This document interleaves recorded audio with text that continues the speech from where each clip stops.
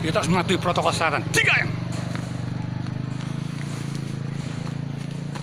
Namun jaga kesehatan dan olahraga itu penting. Lari kurang lebih 30 menit.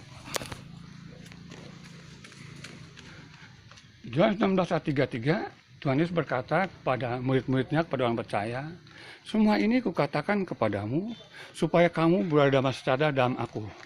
Dalam dunia kamu mengalami penganiayaan. Dalam dunia kamu mengalami masalah. Matius 4 ayat 1-11 bicara percobaan di padang gurun. Ayat 1 berkata begini, Yesus dibawa oleh Roh ke padang gurun untuk dicobai. Dari ayat ini kita bisa menyimpulkan doa Tuhan mengizinkan kita orang percaya untuk dicobai. Tuhan mengizinkan kita orang percaya mengalami masalah. Kenapa?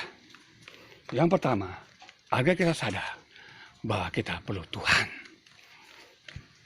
215 ayat 5 katakan, sebab di luar aku kamu tidak dapat berbuat apa-apa. Ayat ini mengatakan, menyimpulkan bahwa kita perlu Tuhan. Matius 11 ayat 28 katakan, marilah kepadaku, kamu semua yang letih lesu berbeban berat. Aku akan beri kelegaan padamu. Kita yang letih lesu dengan masalah dan perubahan kita, Tuhan undang kita untuk Tuhan beri kekuatan. Karena apa? Di luar Tuhan kita bisa buat apa-apa. Kita butuh Tuhan.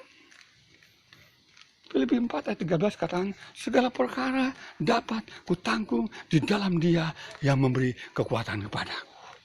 Segala perkara dapat kutanggung di dalam Yesus.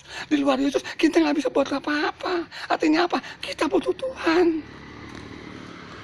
Yang kedua, kenapa Tuhan izinkan kita orang percaya mengalami masalah? Supaya kita sebagai prajurit Kristus mempunyai mental pejuang. 2 Timotius 2 ayat 4 dikatakan, seorang prajurit yang sedang berjuang tidak memusingkan diri dengan soal penghidupan, supaya dengan demikian ia berkenan pada komandannya. Kita prajurit Kristus. Perjuangan kita bukan melawan darah dan daging, tapi melawan roh-roh jahat di udara. Jangan pusing soal makan, minum, sandang, pangan, apa-apa. Kita berusaha menyenangkan hati komandan kita, menyenangkan hati Yesus Kristus Tuhan sebagai komandan kita. Maka semuanya Tuhan akan cukupkan apa yang kita butuhkan. Yusuf nggak serta-merta dia itu penguasa orang kedua di Mesir. Tapi Tuhan izinkan dia mengalami masalah. Dia dijual, jadi budak, difitnah, masuk penjara. Tapi situ Tuhan bentuk dia mentalnya. Sehingga dia keluar sebagai orang kedua di Mesir. Daud nggak serta-merta jadi raja Israel. Tuhan izinkan dia mengalami masalah. Daud dikejar-kejar orang Filistin. Dikejar-kejar oleh Saul untuk dibunuh. Dia lari dari padang gurun satu ke padang gurun yang lain. Terbentuklah mentalnya. Dan kemudian diangkat menjadi raja Israel. Belum Daniel dibuang ke Babel, difitnah oleh teman-temannya, dimasukkan ke luar singa. Kemudian Daniel diangkat oleh Darius, lebih tinggi lagi jabatannya. Kenapa Tuhan izinkan kita orang percaya mengalami masalah?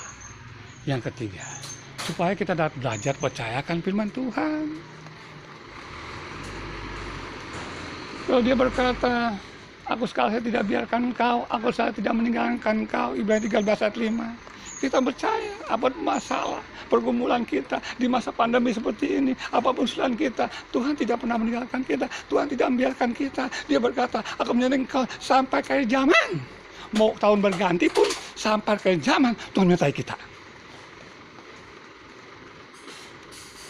Masalah sulit apapun, Tuhan katakan, Filipi 4 ayat 13, Allahku akan memenuhi segala keperluanmu, kekayaan dan kemuliaan dalam Kristus Yesus. Artinya sesulit apapun dalam pandemi sekarang ini, sesulit-sulit apapun, Tuhan akan memenuhi apa yang kita butuhkan sesuai dengan firman-Nya. 1 Petrus 2 ayat 24b dikatakan, oh lebih dulunya kamu sudah sembuh. Apapun penyakit kita, penyakit berat apapun, dia berkata kita sembuh. Kita percaya, mengaminkan, belajar untuk percaya akan firman Tuhan.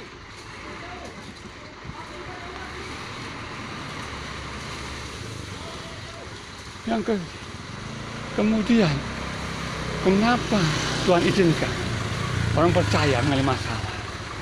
Supaya lewat masalah, kita melihat mujizat Tuhan. Matius 11 ayat 5 dikatakan, orang buta melihat, orang lumpuh berjalan, orang kusta menjadi tahir.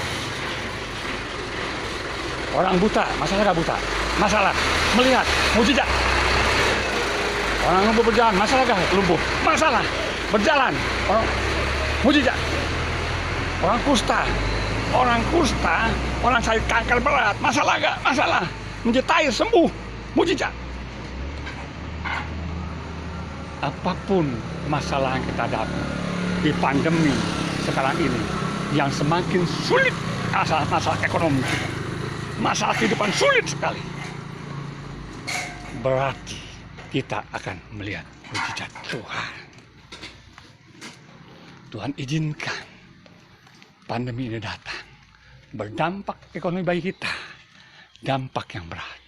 Tuhan izinkan kita orang percaya juga mengalaminya, supaya kita percaya akan Tuhan.